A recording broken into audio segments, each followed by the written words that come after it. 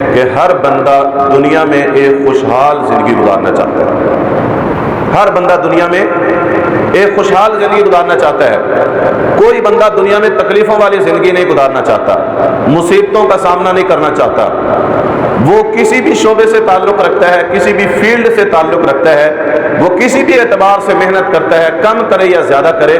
اس کی ایک ہی کوشش ہوتی ہے کہ اس کی زندگی خوشحال ہو جائے، زندگی کامیاب ہو جائے، تکلیفیں کم سے کم ہونی چاہیے، مسائل کم سے کم ہونے چاہیے اور آسانیاں زیادہ سے زیادہ ہونی چاہیے۔ گویا کہ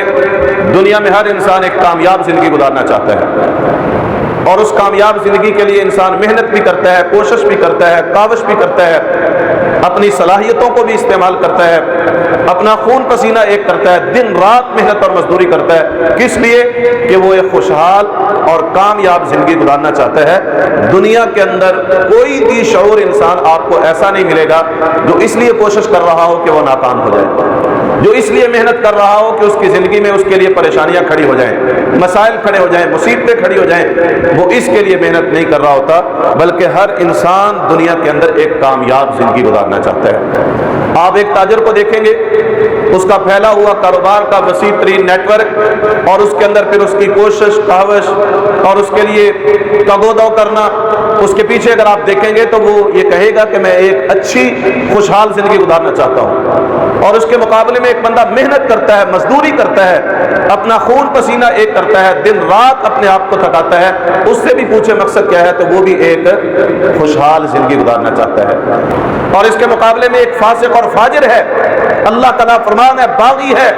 عبادتوں سے کٹا ہوا ہے، لیکن اگر اس سے بھی اس کی تمنا پوچھی جائے تو وہ بھی اس بات پر کوشش کر رہا ہے کہ وہ ایک کامیاب دنیا کے اندر زندگی گزارنا چاہتا ہے۔ تو ہر بندہ دنیا کے اندر خوشحالی کی طرف جا رہا ہے۔ وہ جس طرف سفر کر رہا ہے اس کو اپنی منزل کے طور پہ جو چیز نظر آ رہی ہے وہ یہ ہے کہ میں کامیابی کی طرف جا رہا ہوں، میں خوشحالی کی طرف جا رہا ہوں، آسانی کی طرف جا رہا ہوں، میں اپنی زندگی کو بہتر سے بہترین بنانے کی طرف جا رہا ہوں۔ یہ الگ بات ہے کہ جو وہ کر رہا ہے اس کا نتیجہ کیا نکلے گا اس کو پتہ نہیں ہے، لیکن اس کی کوشش یہ ہے، اس کا ارادہ یہ ہے، اس کی نیت یہ ہے کہ وہ دنیا کے اندر رہتے ہوئے ایک خوشحال زندگی بسر کرے۔ اس کے لیے بسا اوقات لوگ اپنی آخرت کی فکر کرتے ہیں اور بسا اوقات اپنی آخرت کی فکر بھی نہیں کرتے۔ تو ہمیں یہ دیکھنا چاہیے کہ اللہ خالق کائنات نے مجھے یہ پیدا کیا ہے اور مجھے یہ زندگی عطا کی ہے، میری ایک ایک سانس کا مالک اللہ ہے۔ میں دنیا کے اندر چلتا ہوں تو اللہ کے حکم سے،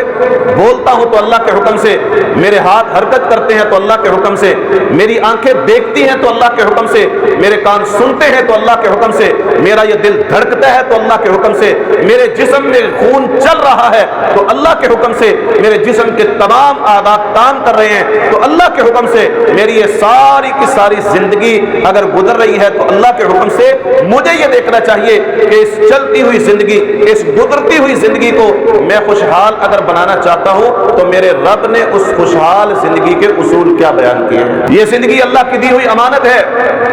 اور اللہ رب العالمین نے اپنے بندے کے لیے طے کیا ہے کہ وہ کس طریقے پر، کس راستے پر چل کے اپنی دنیا کی زندگی کو بھی خوشحال بنا سکتا ہے اور اپنی آخرت کو بھی بچا کر کے اپنے آپ کو جہنم سے بچا کے اللہ کی جنت کی طرف جا